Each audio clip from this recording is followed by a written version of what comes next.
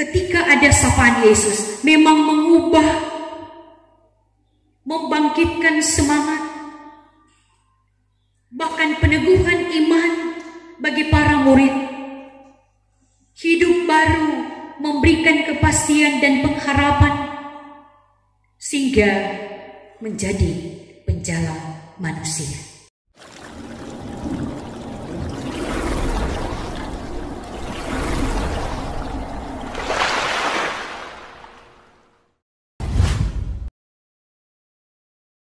Salam sejahtera di dalam kasih Tuhan kita Yesus Kristus. Jemaat yang diberkati oleh Tuhan, saat ini kita mensyukuri kemurahan Tuhan yang boleh menganugerahkan kita satu kesempatan yang indah ketika setiap kita boleh menikmati persekutuan. Tapi yang utama dalam persekutuan ini menyadarkan kita Tuhan masih memberikan nafas kehidupan, sehat kuat, pun juga berlimpah berkat. Secara khusus juga kita sangat bersyukur karena kita telah berada di bulan kelima, bulan Mei, minggu pertama. Luar biasa penghentaran Tuhan buat setiap kita melewati bulan April, yang mana di bulan April memberikan perenungan-perenungan yang sangat luar biasa bagi kita sebagai orang percaya. Dan minggu pertama ini kita dihentar dalam memahami Injil Yohanes pasal 21 ayat 1 sampai dengan ayat 14 dengan tema mingguan Yesus menampakkan diri setelah bangkit.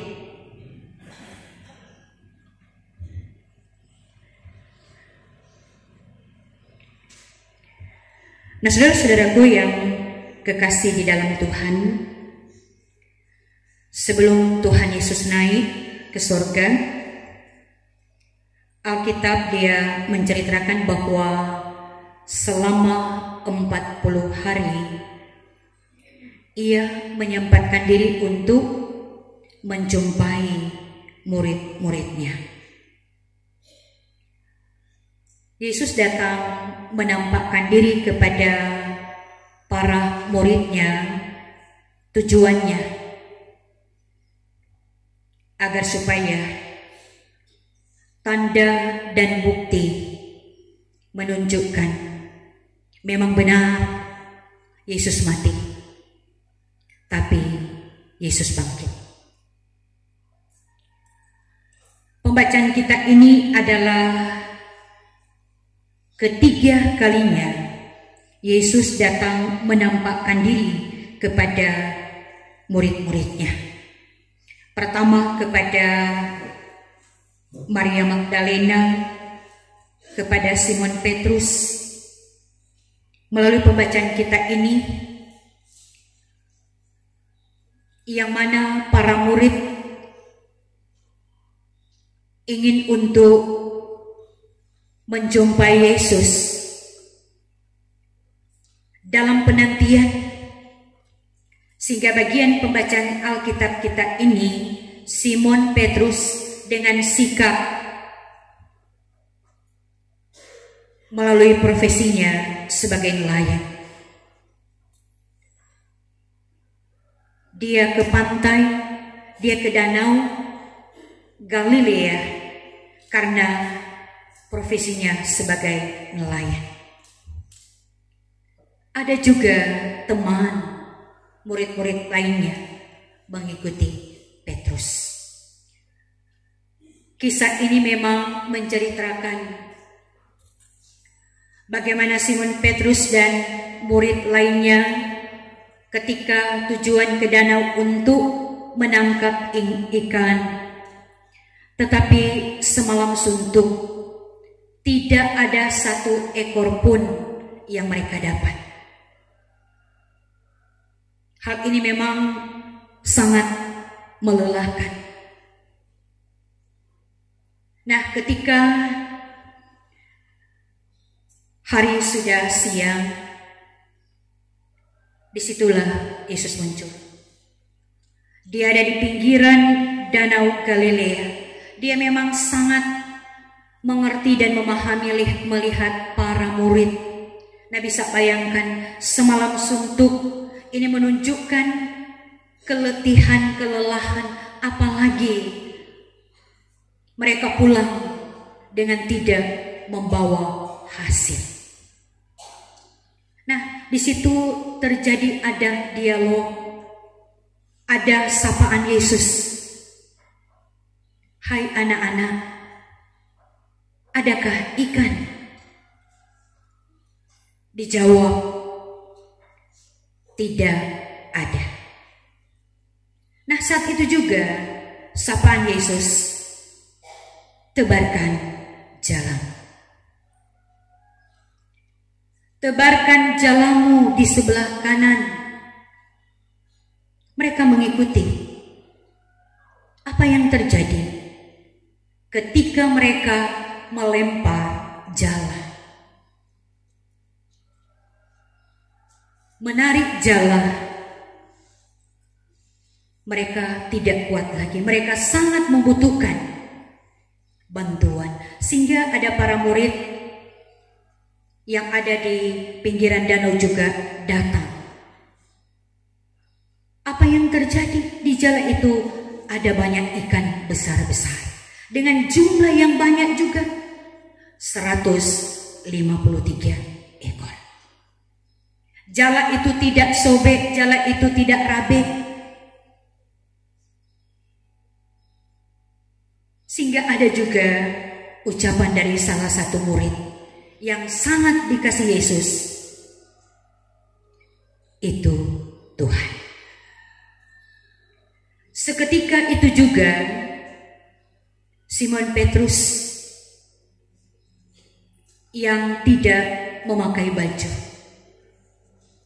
adat ketika mendengar sapaan daripada Yohanes, itu Tuhan, dia cepat-cepat memakai baju untuk datang memberikan salam, tanda sujud, mengakui Yesus. Dia datang menjumpai Yesus, dia datang menampakkan diri.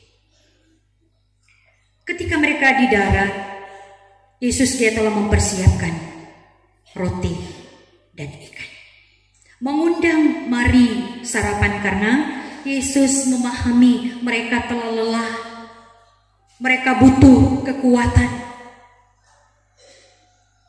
Nah, inilah saudaraku, kisah bagaimana Yesus datang menampakkan diri kepada murid-murid ketika berada di Danau Galilea. Yang mana kisah ini memang membuktikan sesungguhnya bahwa kebangkitan Kristus itu tidak terbantahkan. Kebangkitan Kristus itu memang adalah peristiwa ilahi, bukan halusinasi dari para murid, bukan hanya sebuah penglihatan, tetapi ini fakta, realita, kebenaran.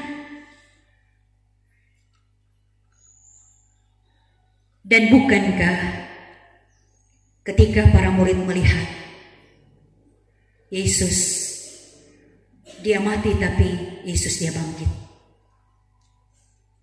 mereka menjadi penjala manusia dalam memberitakan bahwa benar kebangkitan Kristus itu mengubah kehidupan para murid. Mereka berada dalam ketakutan, mereka berada dalam ketidakada pengharapan.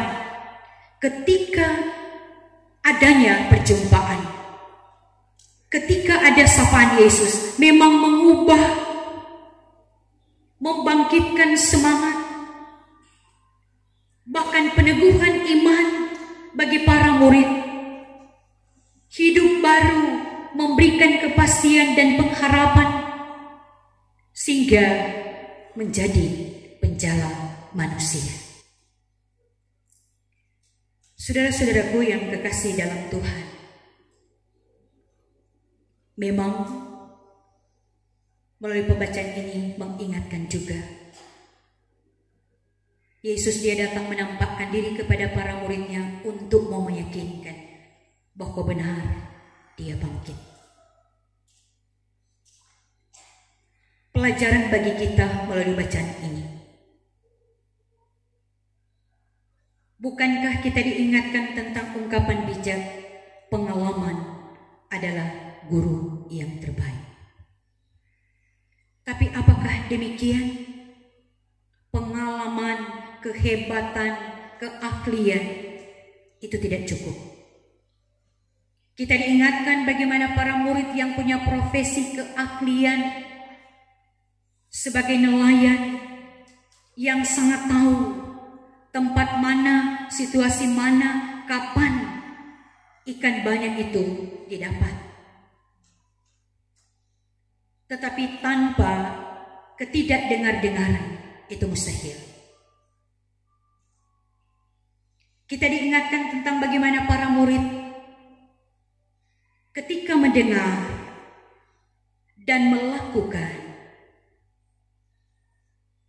maka kebuntuan dia berubah menjadi keberhasilan, menjadi keberkatan.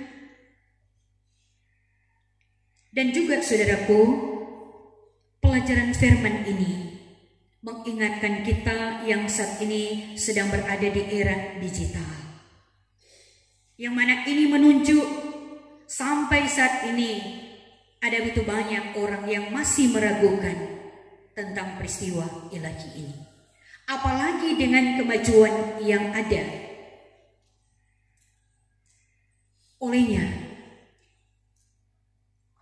dapatlah dikatakan juga saya dan saudara kita adalah saksi Tuhan juga yang hidup.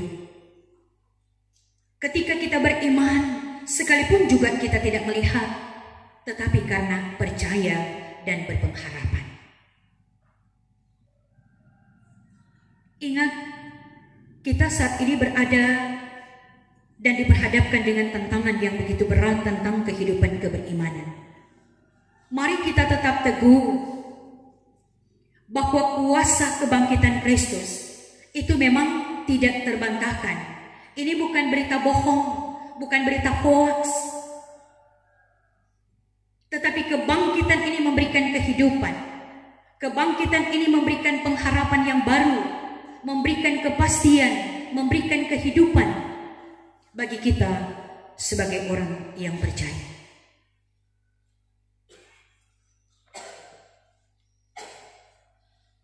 Memang tidak mudah. Percaya bukan hanya sekedar kita mengaku, bukan hanya sekedar kita lihat, tetapi bagaimana juga kuasa Tuhan itu telah teralami dalam kehidupan ini. Tidak ada keraguan, sehingga juga dunia bisa melihat. Memang ini tidak mudah. Kita sangat membutuhkan karya Roh Kudus.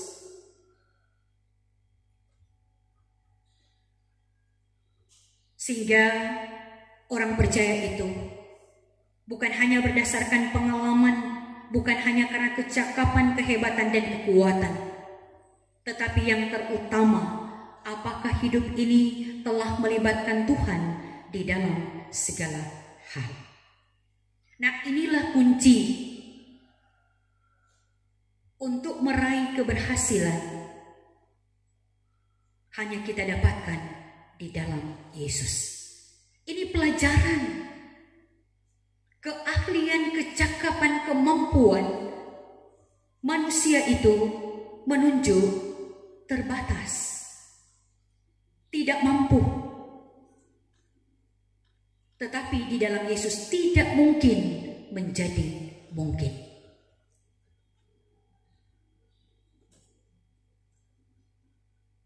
Ingat saudaraku, Yesus,